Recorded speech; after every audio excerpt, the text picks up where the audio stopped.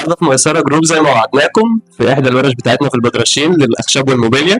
معنا الاسطى عبد والاسطى عمر هيقولوا لنا النهارده ايه المراحل اللي احنا بنشتغل بيها مع العميل والخامات المستخدمه. ازيكم يا باشمهندس؟ اهلا وسهلا يا باشمهندس. كله تمام؟ ازيك؟ كله فل؟ تمام الحمد لله. الحمد لله. دلوقتي انا كعميل طالب منك شغل، قول لي مثلا ايه المراحل الاساسيه اللي انا ببدا فيها لحد الفينش الاخير.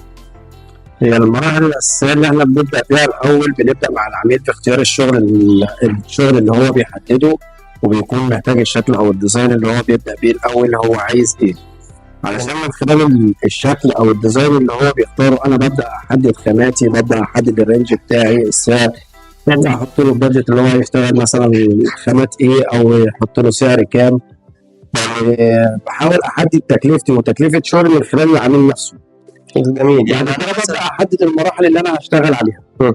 يعني انا مثلا معايا بادجت كذا، عايزك تعمل لي مثلا اوضه نوم بالفلوس دي، مثلا تقدر توفرها لي ازاي بالمراحل بتاعتك في خلال البادجت بتاعه، لان انا عندي طبعا في خامات بتبقى في خامات مستخدمه في الشغل كتير.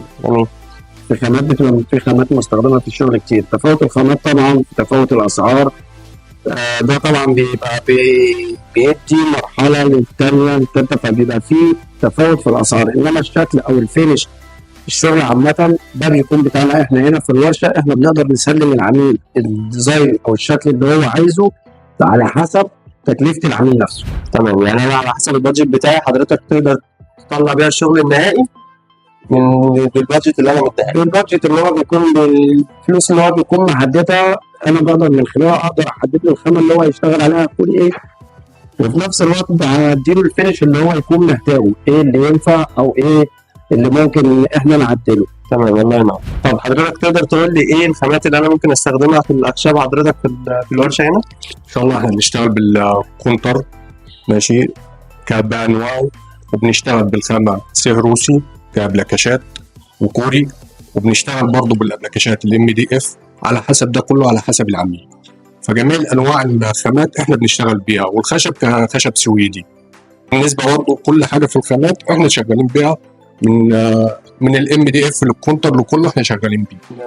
جميل، الله ينور. طب ايه اكتر خامه مطلوبه منك هنا في الورشه والعميل بيطلبها اكتر حاجه؟ ايه اكتر خامه مطلوب؟